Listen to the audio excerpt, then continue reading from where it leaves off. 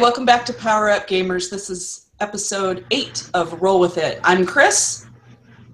And I'm Nate, and we have a guest with us today, which she might or might not stay with us. Emily, my girlfriend, she plays in one of our main games as Hema, the crazy Beastmaster cat lady. The crazy cat. She really gives our games life. And we're going to be kind of doing a mini session, so to speak, on some of the really cool videos that were placed in BrigadeCon. And there's so many of them, and there's so many topics we're going to want to hit, so we're going to do multiple videos. But today's video, which I'm going to hopefully mostly talking, well, not hopefully, but I'm going to be talking mostly about, is episode 4 of the DMs panel, where a group of really awesome DMs all got together and discussed some topics. And there's a few that I kind of wanted to go deeper into, which there just wasn't enough time. And one of the subjects was brought up by Lee. He asked, how would you represent a game where there is one god and just everybody kind of knows it exists? How would that play out? And it seems like there's a lot of talking going back and forth, not a lot of people were exactly picking up what they're saying, so I'm just going to kind of hit the broad spectrum, including multiple gods.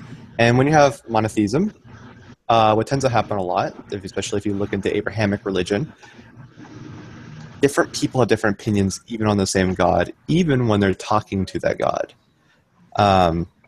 so to speak. And from this, different opinions which start off small end up branching off and creating huge different sections. And many of them live in harmony for the most part.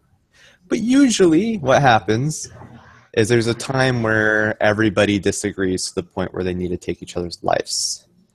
And that's one thing you could really bring into your game if you're doing a monotheistic version. That would add a lot of presence. You could really run a whole entire campaign just based off of one god that's just trying to spread a message. So would that end up being a PvP kind of a game, or? I mean, if your people maybe ended up deciding that they're following different versions and then conflicting ideals, and yeah, that would totally be PvP, which would be very fun and drama enticing.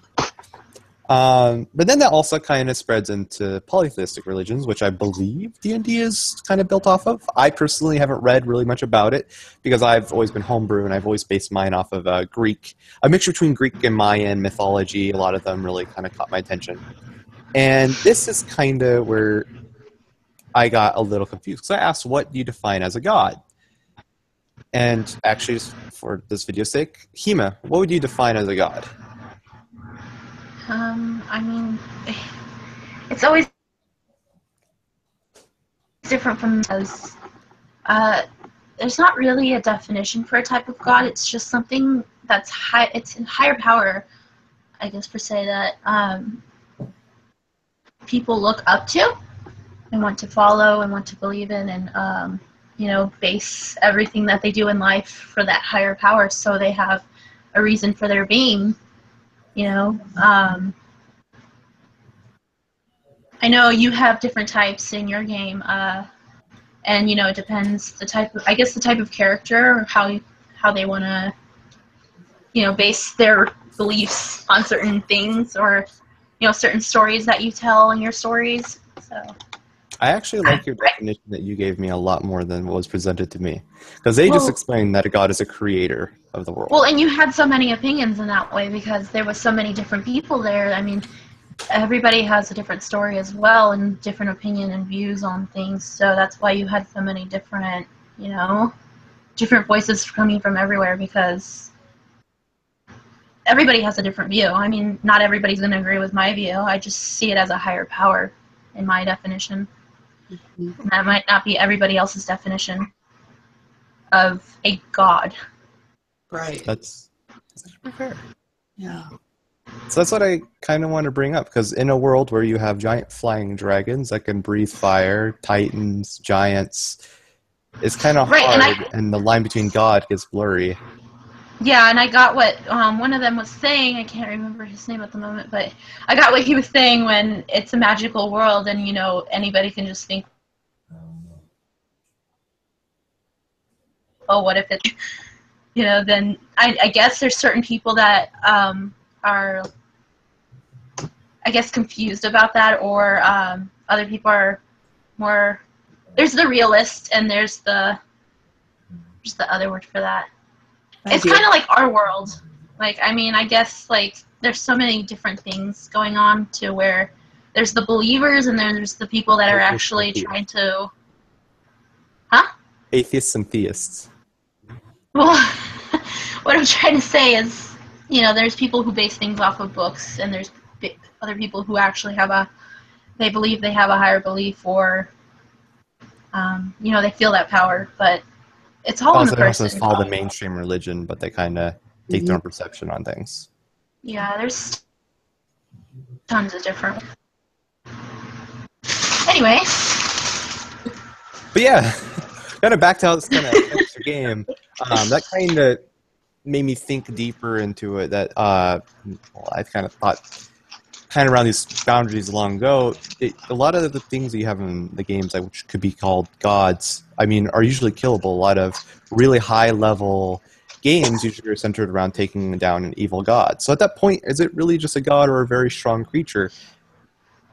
And that's what I was kind of hoping to bring with polytheistic. Because if you have a monotheistic religion, usually that one god is going to be all-encompassing, usually incredibly powerful, and there's almost little to no hope of actually destroying it. But in polytheistic games, you can leverage the god's weaknesses, so to speak, in more of a objectifiable way in a game, where you can kind of center it around using gods or using different means in the game, which I know a lot of you already do.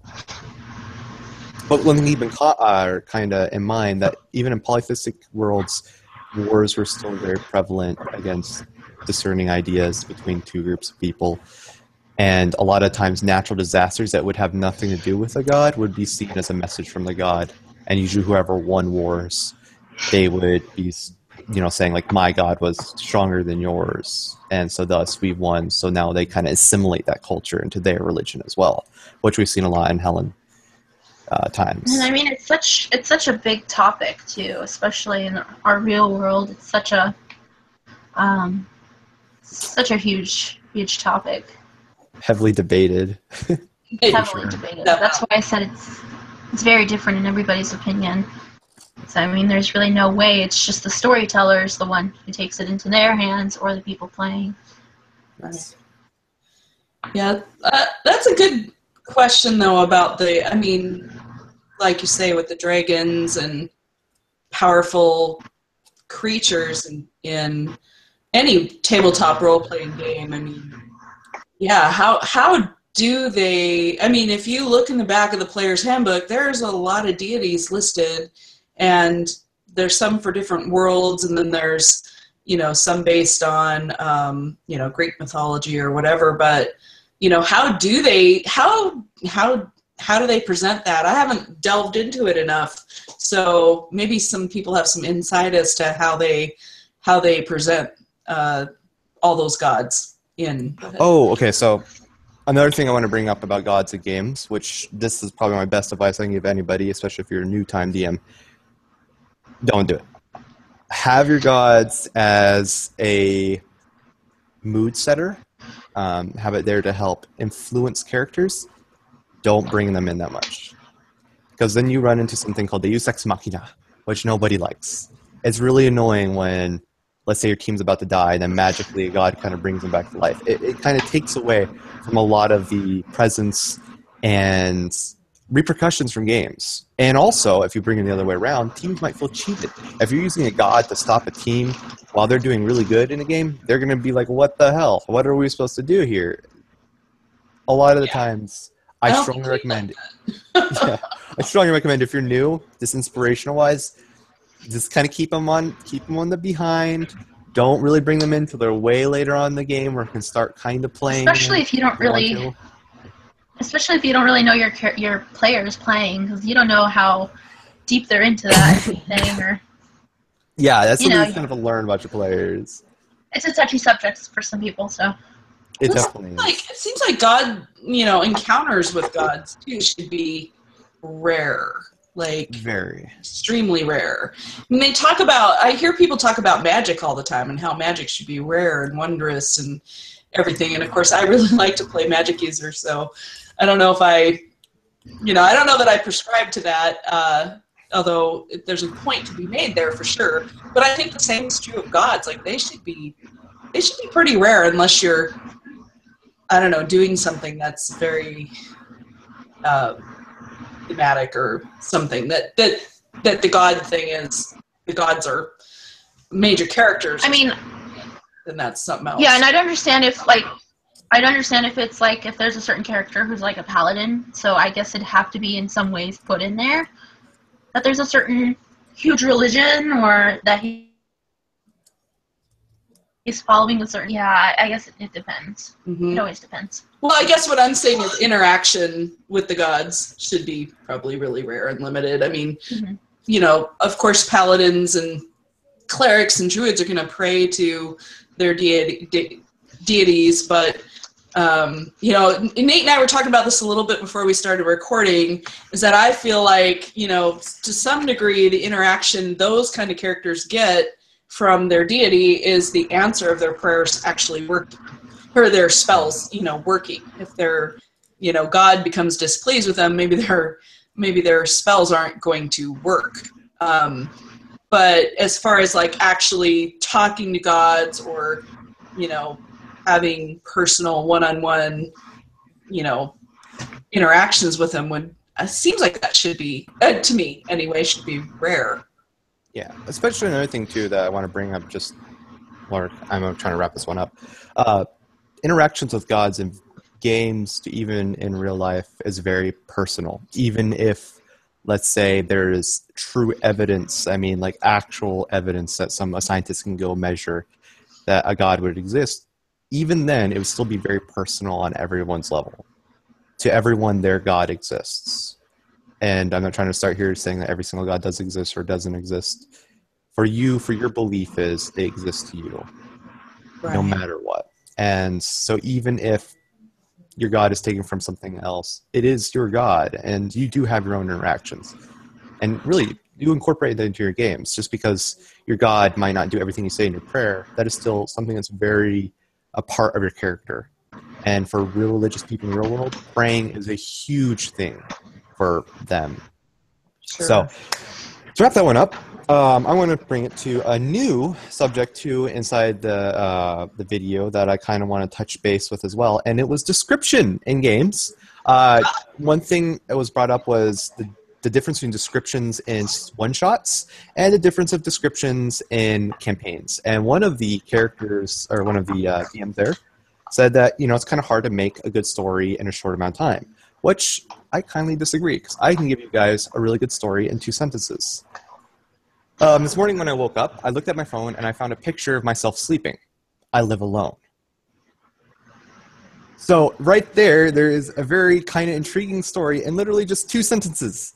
You can make a good story from a one-shot. I don't know if that's a story. It's a hook. It's a mini story. It has a hook. It has Definitely everything a a story needs. It has a setting, has a character, and it has a hook. Definitely a hook. But it doesn't have a beginning and middle or an end, so I think it doesn't fit the definition of story. But it's definitely. But you are making. My point is that you are making a good. Right. Okay, a good premise of a story. Right. Of a very short time period. Right. I guess it takes imagination, and sometimes it's better to like pre-think about what you're gonna. Oh yeah, you're gonna have to pre-think about a one shot. You have because I remember you doing one shot, and that game actually was a very long and interesting game. Thank you. Like I remember you having a ton of pictures, and you already had everything set up for the characters they're gonna come across, and yeah, one shots are kind of very structured. And I noticed you ended up you told me too that there were certain things that didn't go as planned, so you always had plan B, or you have a way of thinking of coming up with another thing they run into. They always have 3 ways to get to one objective area. That's not just plan B. You need C, D, E, blah, blah, blah.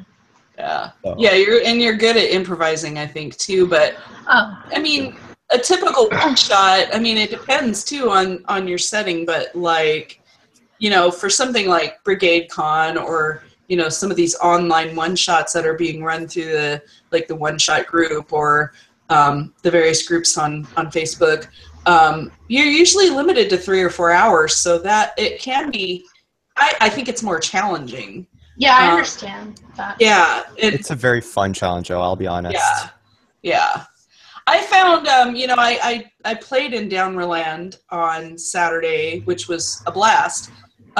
We had a very big group, and the poor DM, Jeremy, did have to kind of move things along. He had to narrate through some parts and abbreviate them, and we got down to the last battle, and with 6 of us playing, it took a half hour just to get through one round in that final battle.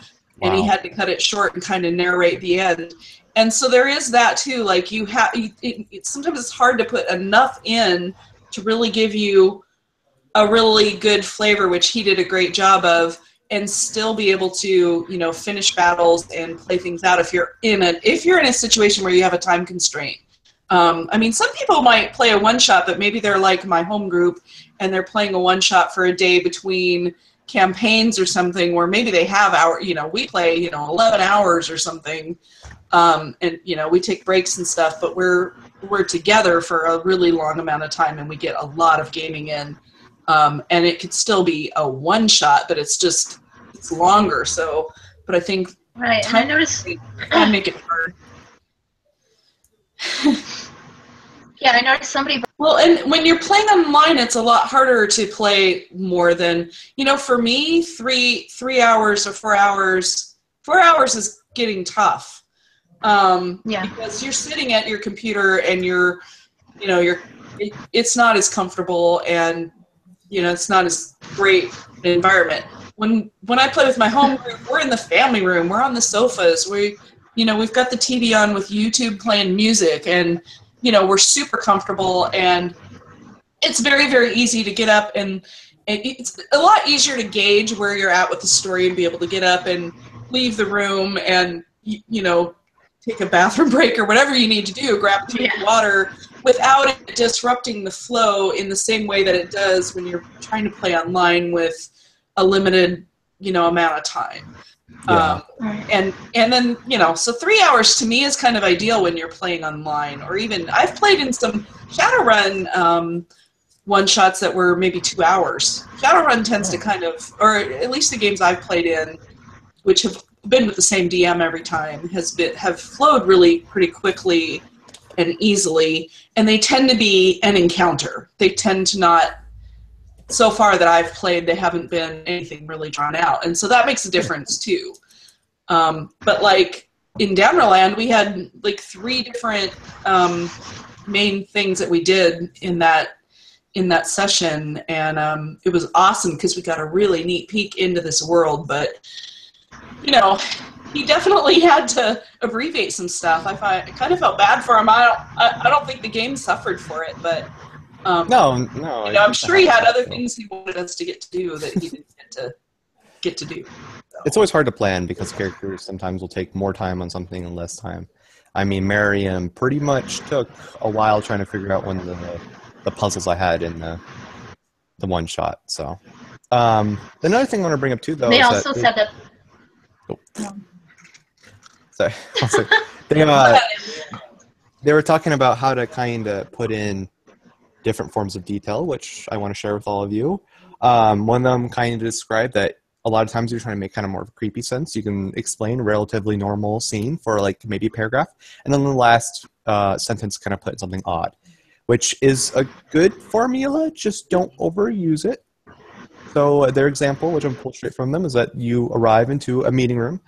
There is a group of well-dressed men sitting around a table with one man standing in the front pointing to a board. And none of them have blinked since you've been there, or moved, or fidgeted. So, yeah, I mean, it's kind of as I kind of do with my little 2 cents. That sort of executives.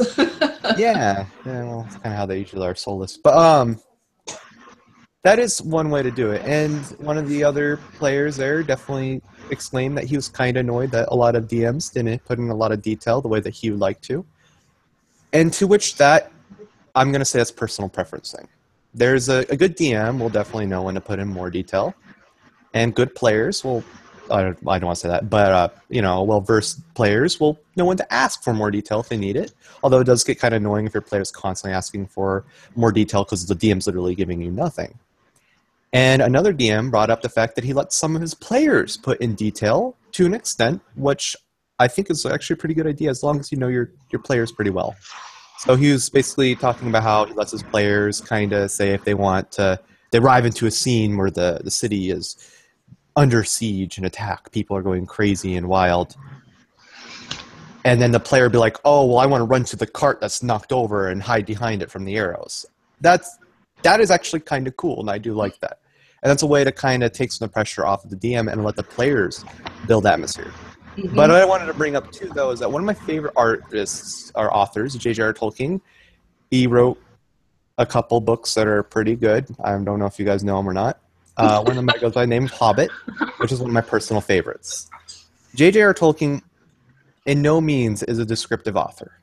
He leaves a lot up to the mind. He gives you a skeletal structure of what to think of, some main points, and then he lets the rest of the world be created by you.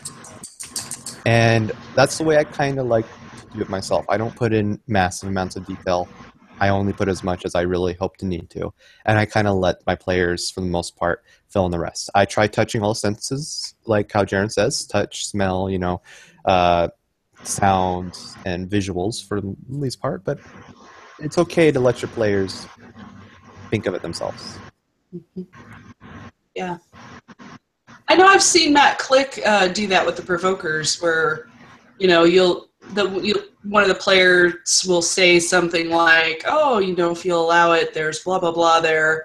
And, he'll decide whether it's okay or not.